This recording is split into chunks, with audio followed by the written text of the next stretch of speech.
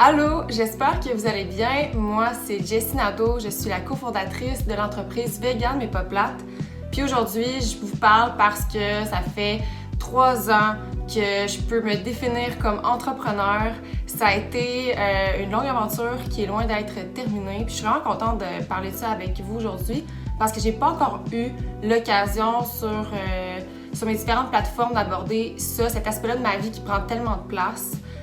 Pour commencer, j'aimerais ça simplement partir du tout début parce que c'est pas exactement il y a 3 ans que je peux dire qu'est venue l'idée d'avoir une entreprise en lien avec le véganisme. Ça fait peut-être 5 ans que je suis végane. Avant ça, j'étais pesco-végé, végé. Ça m'a toujours tenu à cœur le droit des animaux. J'ai su que je voulais faire une différence de plusieurs façons, que ce soit en militant, que ce soit en créant des vidéos éducatives. C'est sûr que j'avais pas une grosse tribune avant Occupation Double parce qu'en passant, pour les personnes qui ne le sauraient pas, j'ai participé à cette télé-réalité-là il y a 3 ans et c'est là d'ailleurs que j'ai rencontré Pascal Hugo Caron-Quentin, qui est aussi le cofondateur de Vegan mais pas plate. Avant ça, je faisais déjà des vidéos de recettes et je créais déjà du contenu puis j'avais déjà ça en tête. Je savais que j'allais m'impliquer davantage, pas seulement pour mon côté artistique. Moi, avant de pouvoir dire je suis une entrepreneur, je me décrivais comme une artiste militante. Donc, pour passer mes messages, j'utilisais l'art en tant que tel. Donc, j'écrivais des sketchs, je tournais des courts-métrages. C'est les joies de travailler à la maison, OK, avec des animaux. Non, ta fille, j'ai aucune autorité avec les animaux. Donc, quand je me décrivais comme telle, j'étais encore aux études. J'ai étudié en psychologie à l'université et en même temps, je suivais des cours d'acting, de théâtre. Aussi, j'ai commencé à militer et à écrire sur un blog que j'avais, à utiliser Instagram, Facebook pour créer du contenu. Fait que j'avais déjà cette fibre-là. Être entrepreneur, c'est quand même large. Ça prend une certaine drive. Il faut pas avoir peur de l'inconnu. Il faut être capable de se créer ses propres opportunités. Fait que quand on a déjà ça, ça facilite les challenges après qui vont être à surmonter en démarrant sa propre entreprise, qui peut être très déstabilisant puis insécurisant à plusieurs moments, puis ça, j'en parlerai plus tard. Vient le moment d'Occupation Double, là où je rencontre mon collègue actuel, cofondateur de Vegan mais pas plate, Pascal Hugo Caron-Quentin.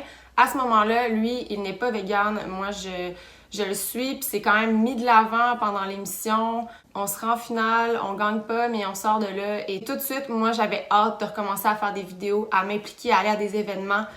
Puis là, en plus, j'avais une plus grande portée, mon message était plus écouté. PH était curieux, avait envie de s'impliquer avec moi, donc on a commencé à faire ça à deux. Puis les vidéos de recettes, ça s'appelait les plats pas plates. Le pas plate, déjà là, il commençait à circuler, même pas 2 mois après qu'on ait démarré notre chaîne YouTube de couple, où est-ce qu'on parlait surtout de véganisme et de recettes, mais on parlait d'autres choses aussi, mais surtout de ça.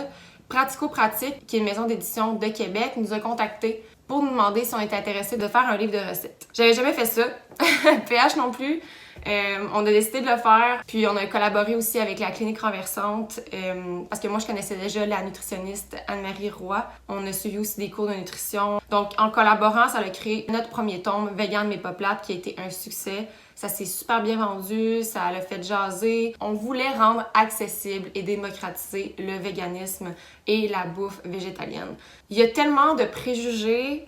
Et il y en a encore aujourd'hui, puis moi, je trouvais que je ne cadrais pas dans cet archétype du vegan qui est souvent propagé dans les médias ou que les gens se font en fait d'une personne végane ou que ça peut avoir l'air. Puis PH, en plus, ajouter à ça le gars qui est un athlète, qui s'entraîne, qui pouvait démontrer qu'il pouvait même améliorer ses performances en changeant son alimentation. Donc les deux ensemble, on venait rejoindre un très large public et plusieurs personnes pouvaient s'identifier à nous. On n'était pas des chefs, on se prétendait pas être des chefs. On était 2 jeunes personnes qui avaient envie de manger de la bonne bouffe. En toute humilité, on partageait ce qu'on mangeait. Ça a bien fonctionné avec les gens. Comme vous pouvez vous rendre compte, ça venait de motivation profonde, le fait qu'on a démarré notre entreprise. Ça s'est pas fait du jour au lendemain, ça a pas été « OK, on voit une opportunité de faire de l'argent, let's go ». Ça venait, je vais parler pour moi, ça venait du cœur, ça venait d'une passion qui, à la base,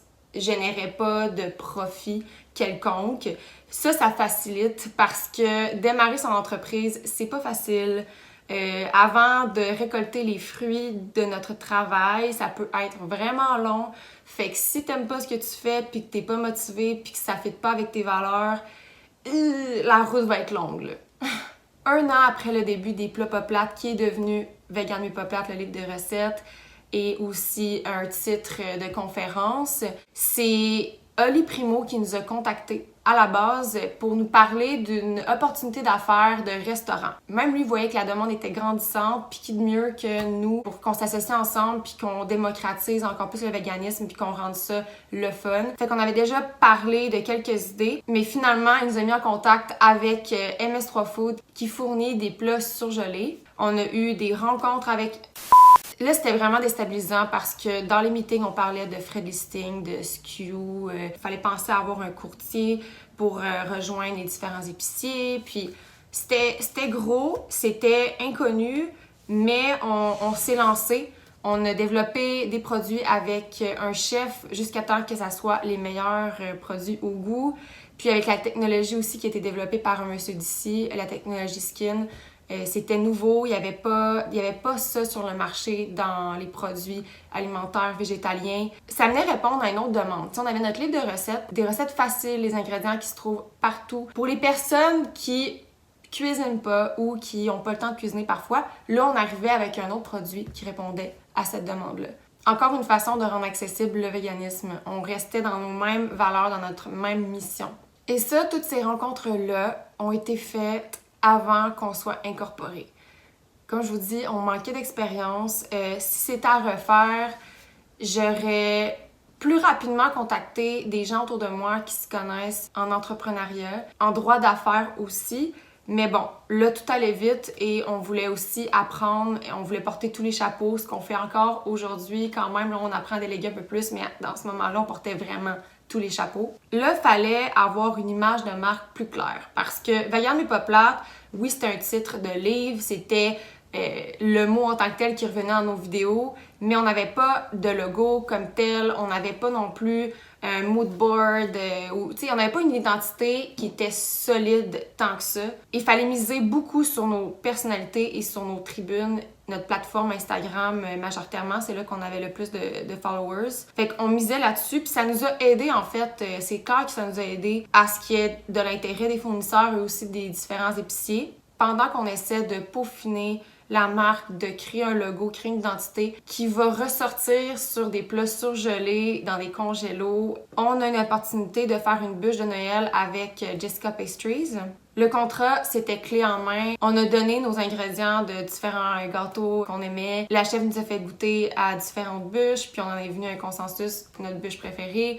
On a fait ça pendant les fêtes. On a fait du marketing surtout organique. On a fait aussi des pubs sur Facebook, Instagram. Puis on s'est assuré que ça fasse jaser un peu. Il y a eu des articles là-dessus aussi parce que notre bûche a été classée une des meilleures, elle a gagné un prix en fait. Tout en continuant d'être actif sur les réseaux sociaux, de continuer à faire connaître Vegan mais pas plate. En plus, on apprenait à créer des produits, on apprenait à savoir comment ça fonctionne dans le milieu alimentaire qui, pour moi, était vraiment gros, complexe. Non. Taffy, non. Quand c'est devenu un peu overwhelming, on a commencé à se séparer les tâches.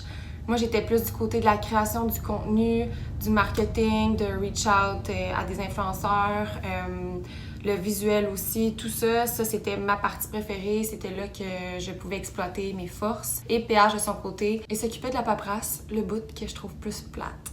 Mais quand même, on était pratiquement toujours les deux sur les appels et au meeting. C'est important ça de les connaître, ses forces, peut-être qu'à les nommer. Là, je me dis, bon, c'est nous qui faisions un peu tout, mais on avait quand même l'aide de notre agent qui, on the side, nous aidait à faire des plans marketing avec des stratégies web en parlant de pixels, de pub Instagram et tout, de pub Facebook. Moi, je connaissais un peu moins ça, tu sais. Entourez-vous de gens qui ont des compétences que vous n'avez pas, c'est important. Ça allait vite, c'était overwhelming, on voulait tout faire.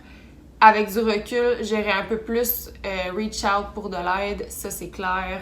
J'aurais pris plus de conseils. Là, je sais pas, je pense que c'est le fait que ça allait vite que j'ai pas eu ce réflexe-là. mais c'est important. Tu sais, il y a de l'aide comme PME Montréal, je les ai déjà appelés, finalement, j'ai pas poursuivi, mais j'aurais définitivement bénéficié de leur aide, de leurs conseils, surtout dans la première année là, de la création de l'entreprise puis du brand. Juste pour s'organiser, on commence par quoi? Comme là, c'est comme si on avait un peu commencé à l'envers, dans le sens où oui, on a mis une marque de l'avant, mais on s'est pas incorporé rapidement. On avait déjà des produits qui étaient développés avant même qu'on ait un plan de OK, qu'est-ce qu'on veut faire? On a sauté à pieds joints, puis après ça, on était comme au palais, OK, on a ça à faire. On n'a même pas d'employés, on est 2. 3 avec Louis-Philippe, notre agent qui nous aidait aussi à ce moment-là. Donc, on est 3, on se mettait ça sur les épaules, puis on s'est mis beaucoup de pression. Je dirais à 80% qui était nécessaire, il y a un 20% qu'on aurait pu déléguer ou engager quelqu'un pour faire cette partie de job-là. On peut pas avoir d'expertise pour tout. Si faire, disons justement, faire un plan marketing qui s'étend sur 2 mois, 6 mois, ça me prend 5 heures faire ça. Là, je dis n'importe quoi, là. Mettons que ça me prend 5 heures faire ça, ce qui est pas si pire, mais que quelqu'un comme LP, ça va lui prendre 20 minutes parce qu'il connaît ça, puis ça fait des années qu'il fait ça. Quand on est vraiment occupé, qu'on a beaucoup de tâches à faire, faut penser à ces choses-là aussi. À quel point je veux vraiment tout faire dans mon entreprise, puis que si j'avais délégué, ça aurait pris 20 minutes. À la limite, on paie la personne. Il faut y penser, il faut être quand même stratégique, penser efficacité aussi au début. Pas juste revenu, parce que ces revenus-là, des fois de payer quelqu'un, on va être gagnant au final parce qu'on va avoir pu mettre notre temps où est-ce que c'est réellement payant parce que c'est là qu'on est les meilleurs. Au départ, c'était pas quelque chose qui nous venait en tête, puis on n'avait pas énormément de ressources non plus. Donc, on a fini par s'incorporer éventuellement. Nos plats se sont ramassés dans les Costco.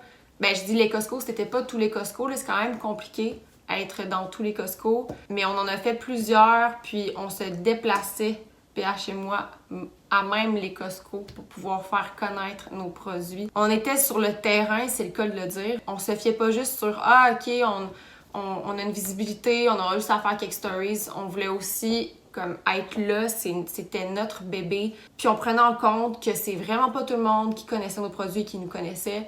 Donc, c'était important pour nous de voir aussi la réaction des gens, de pouvoir avoir un feedback direct. Tu sais, les gens au Costco, ils goûtaient dans ce temps-là, il n'y avait pas COVID.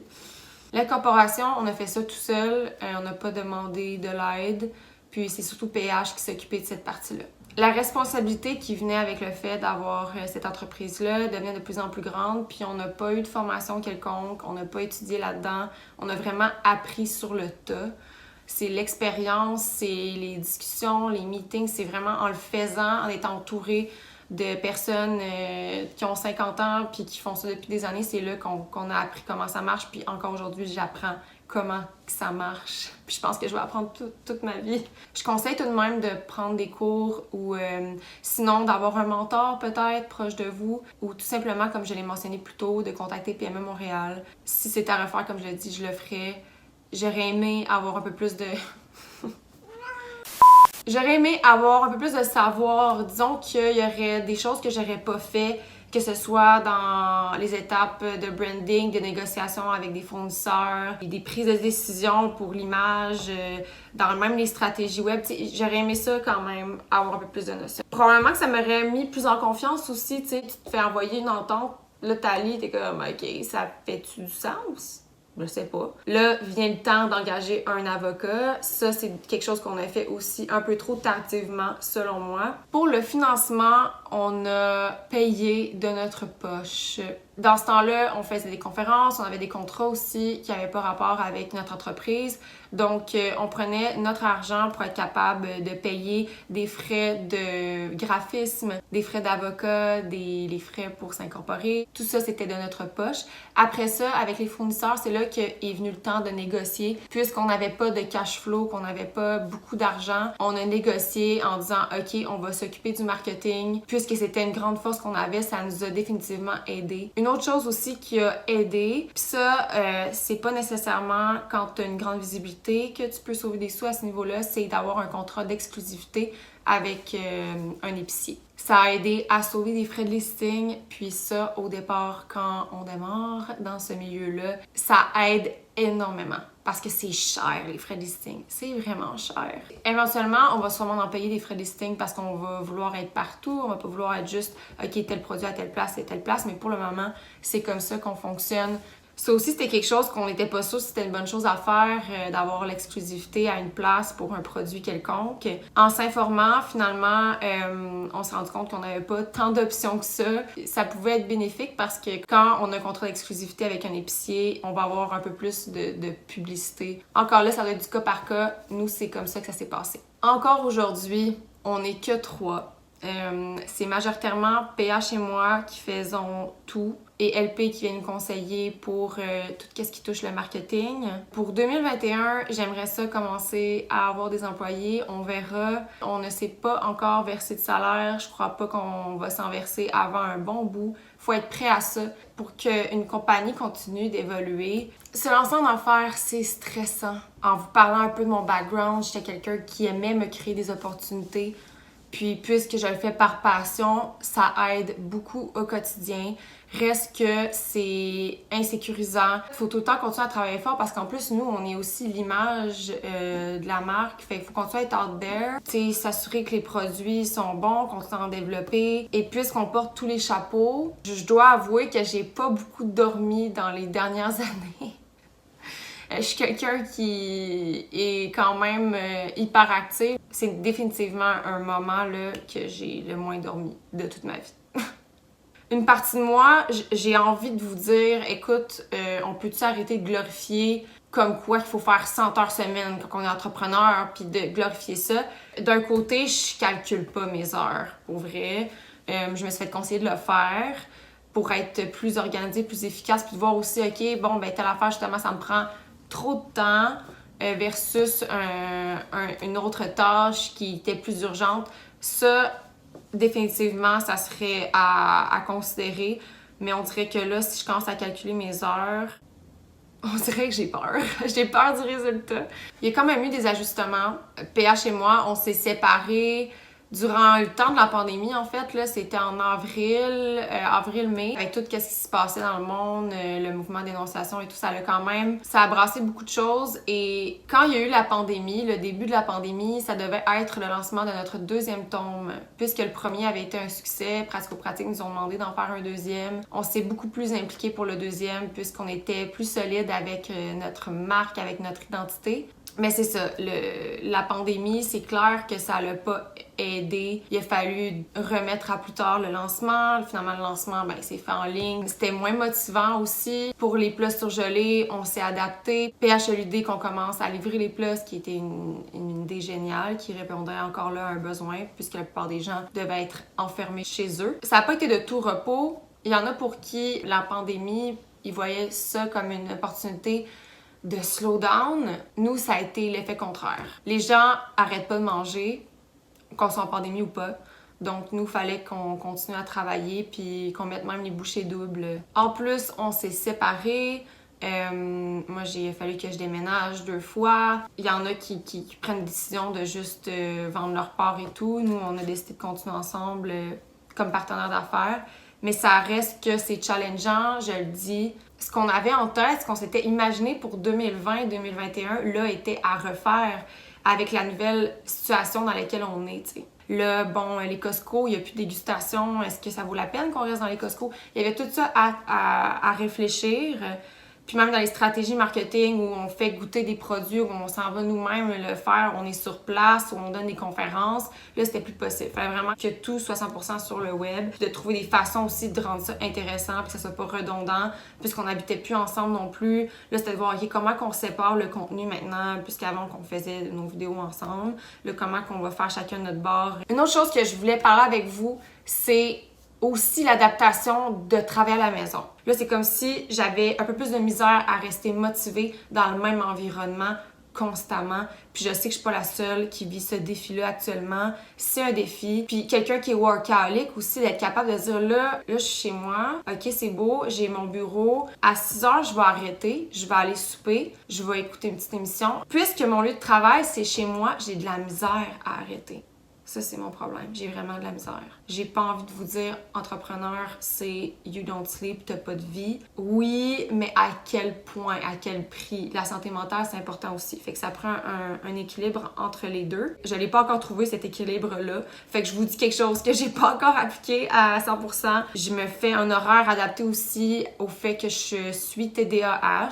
C'est un challenge de plus, c'est clair. Je suis une personne qui a plein d'idées, je suis dans l'action, j'aime ça travailler, ça me passionne, mais j'ai tendance justement à vouloir trop en faire en même temps. Et c'est pas sain sur le long terme, je vous le dis.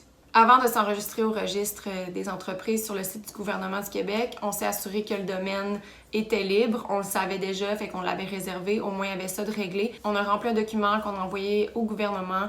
Puis, il faut prévoir des frais. Selon le modèle que vous allez choisir, les frais vont varier. Il y a ça à considérer aussi. Une fois enregistré, on n'a pas tout de suite demandé à avoir des numéros de taxes. Avant de s'incorporer, c'était à notre nom qu'on facturait individuellement comme travailleur autonome. Donc, c'est pour ça qu'on a entendu pour cette étape-ci. Si on n'avait pas payé de notre poche puis qu'on n'avait pas fait autant de contrats on the side de l'entreprise, on aurait demandé à avoir une marge de crédit ou un prêt. Nous, puisqu'on avait une tribune, on a pu, à partir de cette tribune-là, voir c'était quoi le besoin de notre auditoire. Ce public-là, il a quel âge? C'est quoi son genre? C'est quoi que cette personne-là aime faire? Ses champs d'intérêt? C'est quoi sa démographie?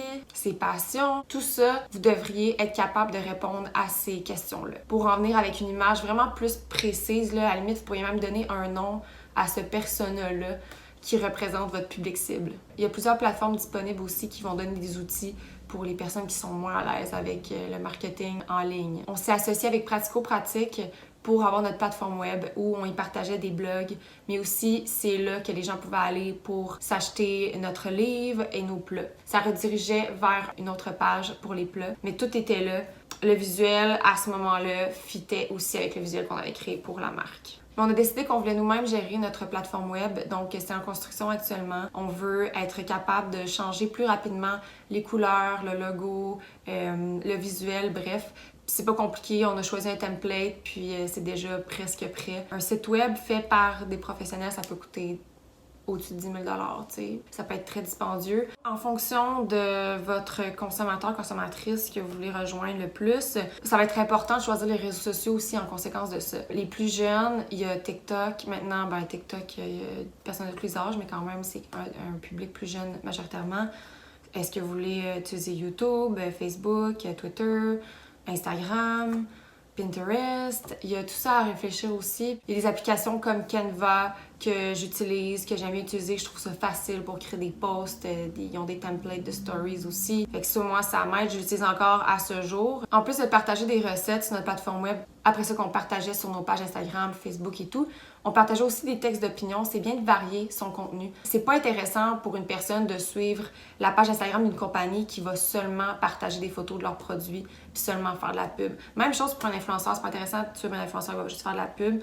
Il faut varier son contenu.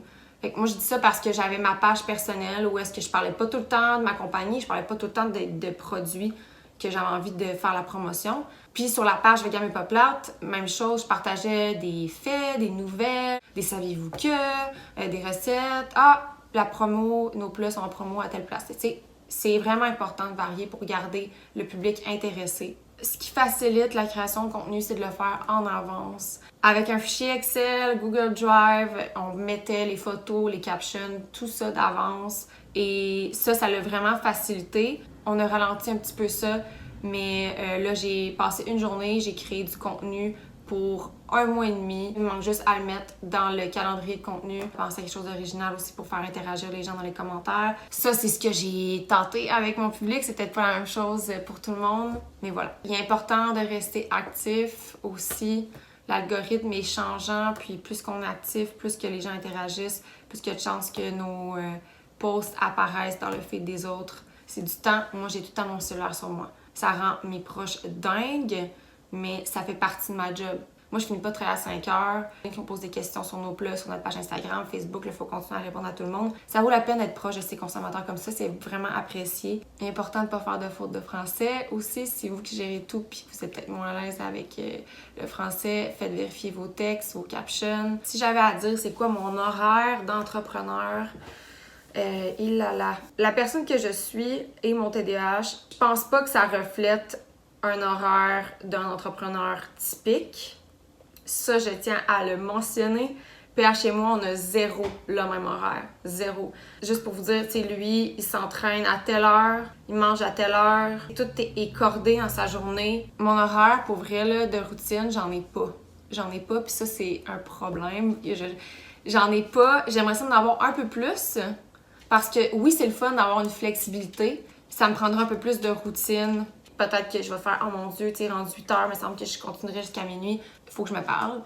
Parce qu'après ça, le lendemain, je vais être moins fatiguée, je vais peut-être être plus efficace, je vais pouvoir finir mon horaire plus tôt. À un moment donné, il faut que je sois capable de me mettre un break parce que si j'en fais trop comme ça, pendant plusieurs jours, plusieurs semaines, à un moment donné, pendant 2-3 jours, là, je suis à terre. Tu sais, je suis complètement brûlée.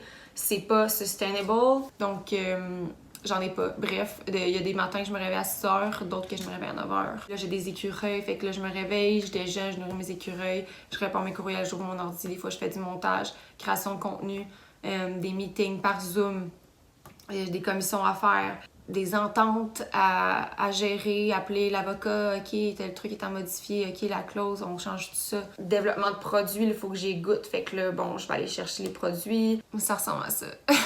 Je me réveille le matin, OK, puis je me dis, aujourd'hui, je vais en faire le plus que je peux. C'est comme ça que je fonctionne. Puis là, cet équilibre-là que j'essaie de retrouver, c'est de me dire, OK, je vais en faire le plus que je peux, sauf que quand t'es entrepreneur, la liste, ça peut être infinie. J'ai une liste de trucs à faire, là tu sais, j'en ai une que je me mets dans la semaine, une dans la journée. Je pense tout le temps que je peux en faire plus. C'est pas réaliste. Faut que j'apprenne à être plus réaliste. À me dire, là, aujourd'hui, là, OK, j'aurai pas le temps de tout faire ça. Fait que faut que je réalise que là, faut que je l'étende sur une semaine. Bon. OK. Fait que ça fait un horaire, des listes et savoir apprivoiser le lâcher-prise. Se mettre de la pression, ça peut être à l'infini. Faut être capable le soir de se dire, regarde, aujourd'hui j'ai fait le plus que je pouvais. Je fais pas du 9 à 5, tu peux pas puncher out. Donc, crée-toi un moment là, que c'est comme un punch-out. Que ce soit fermer de ton ordi ou de fermer la porte de ton bureau, avoir une pièce à part. Je sais pas quoi, là, je sais pas où est-ce que vous travaillez ou peu importe, mais comme d'avoir quelque chose de symbolique pour dire, OK, là, je punch out, tu sais. Et quand je peux le faire, je le fais. C'est vraiment bénéfique. Fait que oui, c'est une aventure vraiment excitante, l'entrepreneuriat. C'est gratifiant aussi de se sentir comme sa propre boss, tu sais. De pas attendre nécessairement qu'une opportunité nous soit donnée comme ça. Ça démontre une grande créativité. Je félicite tous les entrepreneurs de ce monde parce que ça prend énormément de courage. Ça prend une certaine folie, mais une folie le fun, tu sais. Beaucoup de débrouillardise, du dévouement, de la passion, parce que comme je l'ai dit plus tôt, ça peut être long avant de récolter les fruits de son travail. C'est ça, moi je vois les entrepreneurs comme des warriors crinqués, inventifs, qui veulent apporter quelque chose de nouveau. Je trouve ça extrêmement beau de voir qu'il y a de plus en plus de personnes qui veulent démarrer leur propre projet, leur propre entreprise. Ça me donne envie d'en avoir une deuxième. Une deuxième entreprise. Je vais pas en parler tout de suite, mais bon, là, mon savoir que j'ai eu avec Vegan Pas Plate, ça facilite aussi le développement de mon autre entreprise. Je le conseille, mais c'est ça. Faut aimer sortir de sa zone de confort. Faut apprendre à avoir un équilibre dans tout ça. Actuellement, je voudrais pas être quelqu'un qui sort avec moi. Je pourrais en parler pendant des heures. Toutes les péripéties qui se passent à chaque semaine. Oh mon Dieu, genre des moments... On a déjà eu des gestions de crise, là, qu'on s'appelait à minuit, PH puis moi. C'est une folle aventure que j'aime. Que je conseille en disant faut être conscient des risques. Faut être conscient de ce qui vient avec. C'est ça, moi, ça me donne juste le goût de continuer. Pour Vegan Pas Plate, on développe d'autres produits, on va être grand, on va être partout au Canada. Ça avance bien. Il y a eu beaucoup d'embûches cette année, vraiment beaucoup. Ça a été très stressant, mais ça vaut la peine. Ça vaut la peine. La moi de plusieurs années, là, elle croirait même pas où est-ce que je suis rendue maintenant, tu sais. Fait que ça a commencé avec une vision, avec des valeurs, avec un désir de changement, un désir d'offrir quelque chose de différent. Ça s'est peaufiné. 2 very boring minutes later. Donc voilà, je pourrais parler de ça pendant des heures. J'espère que ça vous a pas trop découragé, qu'au contraire, ça vous a motivé tout en ayant un peu plus une idée de ça peut avoir l'air de quoi, le métier d'entrepreneur. Et aussi, j'espère que vous allez retenir que même en n'ayant pas énormément de ressources et d'expertise, d'expérience, de connaissances, il y a moyen d'avoir du succès quand on a la passion et qu'on travaille super fort. Donc, merci, ça m'a fait plaisir de pouvoir partager ça avec vous. J'espère que vous allez avoir du succès dans vos projets, que vous allez être bien aussi dans tout ça. C'est important aussi de prendre soin de soi. On passe tellement de temps à travailler, faut aimer ce qu'on fait, en espérant que 2021 soit rempli de péripéties surprenantes, mais plus positives. Bye bye!